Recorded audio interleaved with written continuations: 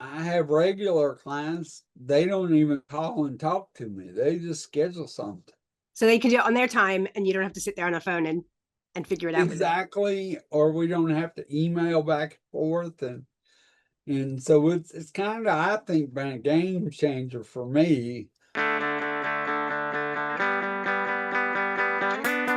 I'm here with Jon Blank, who is the CPR guy, and he has been a long-time user of YouCanBookMe, and I'm really excited to speak to him. Thank you so much for joining us today, Jon. Tell us a little bit about the CPR guy and tell us why you are the CPR guy and why that's working for you. I guess the CPR guy started right before I went to paramedic school. I had joined the rescue squad when I was like 18. I liked teaching. My mom had taught firearm safety. So I took CPR instructor because it was offered and I thought it'd be pretty cool. And at the time, people would pay you something crazy like 25 bucks a person to do it. So it wasn't a battle, a side hustle. And then as I kind of progressed through my career, I'd say 15 years ago or so, I probably started a more consistent business with it. You're a firefighter as your main job, is that correct? Or paramedic? Well, that was my main job. As of Monday the 29th, I'd hit 26 years and I retired. So Well, retired congratulations my on that. main That's job. Yeah. excellent. So, but were you a firefighter? Were you a paramedic? Were you a bit of both? I was both. I was actually a station captain. Basically, I supervised a fire station for 24 hours.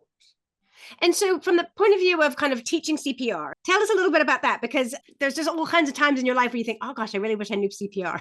Well, and you're right. And so part of that is that I've seen it when people don't do CPR and the outcomes associated with nobody knowing it. So that's kind of why it clicked in. But it's something that changes every 5 years.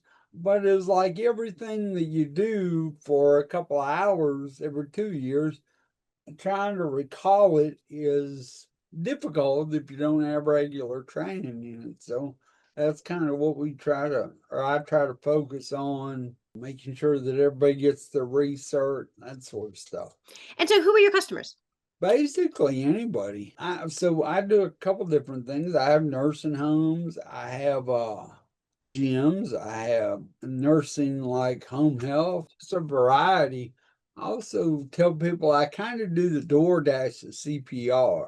If I have one person that needs it, they can schedule something on YouCanBookMe and I'll go out and I'll just take care of that one person. So, you've got businesses that you're training kind of multiple people, and then you've got one on ones as well. Yes. And so, tell me a little bit about the people who are the one-on-ones who are needing it. Are these people? Do they come from people who they've had some kind of a crisis and they know they need to use it, or are they thinking more ahead than many? Or Most of those folks need it for their jobs. I do a lot of adult foster care folks, so they have special needs adults that live in their home. So it doesn't bode very well for them to go out to a traditional class because they've got to find somebody to watch their sure. clients and so forth. And so you talk about your focus as being fun, dynamic, stress-free CPR Yeah, training. So tell me a little bit about that. Like, first of all, why do you think that needs to be stressed? What is it that you can do that's different there? I think we as a CPR instruction profession have taken things in the past and tried to be so serious and so complicated about it that we really haven't done a good job of focusing on, hey, this is just straightforward and easy. So what I try to do when I do a lecture class, I try to have a good time. And I tell people, your last instructor was probably way smarter than I was. He wanted you to learn it. I just want you to come have fun. And then maybe we can apply it more and it won't be as scary because Mm. you laughed about it and you had a good time and you're not afraid to use it. If you could go back and start again, what would you do differently, or what would you tell yourself who was somebody who was starting out? I'd probably told myself to maybe develop it a little bit sooner. I mean, it's been a good business. I mean, I've done probably close to 700, 800 people this year. I would have tried to maybe develop it sooner. every business that you have mistakes along the way. I think mine, I was teaching a lot of EMT classes, which I really enjoyed doing too. And they were safe because they were kind of a guaranteed income, and branching out to this was a little bit of a risk. So I think that's kind of why took so long to develop. Tell me a little bit about kind of the tools that you're using other than YouCanBookMe. Do you use any other kind of thing to hold your customer information and things like that? What do you use?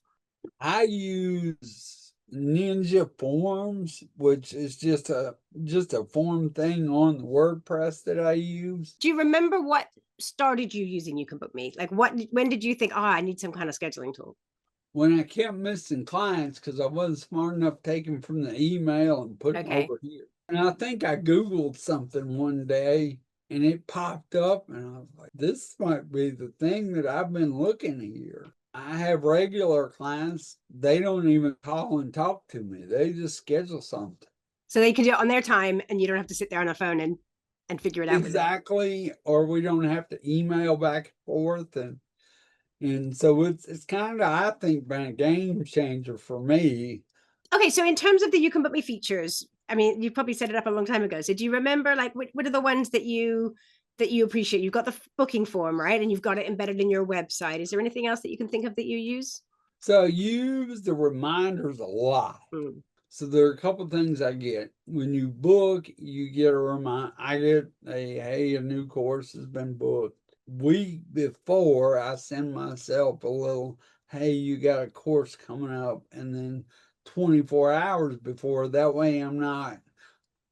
One time my wife had sent me to Kroger and to go get something. I was in Kroger. I was in my shorts and t-shirt.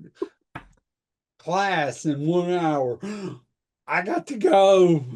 So I'll try to remind myself before so it's not a surprise. Then about an hour before, I'll get a text that has the address, the contact, and everything that I would need to kind of function.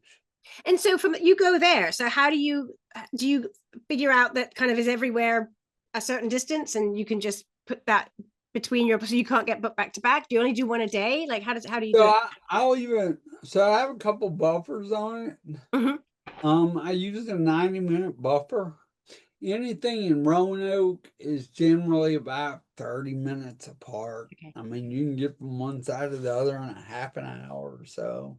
I also don't use it for the weekends. Not that I don't teach on the weekends. I want control of my schedule on the weekends, so you got to call and talk to. I don't allow it to book me any more than 48 hours. Right. Because I don't want to, hey, I got a new class in 45 minutes. I don't do that. Okay, so this next section is, would you rather? So then the question is, would you rather throw out your phone or your laptop? If I had to choose one, I would choose probably my laptop. Why? Do you have everything on your phone? I would say because I'm glued to my phone so much, to everybody's chagrin. That would you rather get a new customer or double your sales to an existing customer? I guess that I'd have to go with double my sale. I guess my thought process there is they're an existing customer, so I already know what I have. You've probably already answered this question. Would you rather work with a team of experts or passionate learners? Passionate learners. Yeah. I think so. You love teaching, it sounds like. But I do like teaching. Yeah, you reach out to them. And would you rather be known for product quality or customer service? I feel like customer service in what I do is product quality. So I would probably have to go with customer service. So your service is your product, really, isn't it? So correct. Yeah, that's true. I hear that from a lot of people, that there's no difference between them for them. Right. Yeah. Because I don't have like a tangible, like a widget that you get to keep. It's the knowledge that I've told you that. Yeah. Jon, it's been so nice speaking to you. I have just really looked forward to this, and it's just delightful. It's been really, really fun. I've really enjoyed it. It's been a pleasure speaking with you too. Great.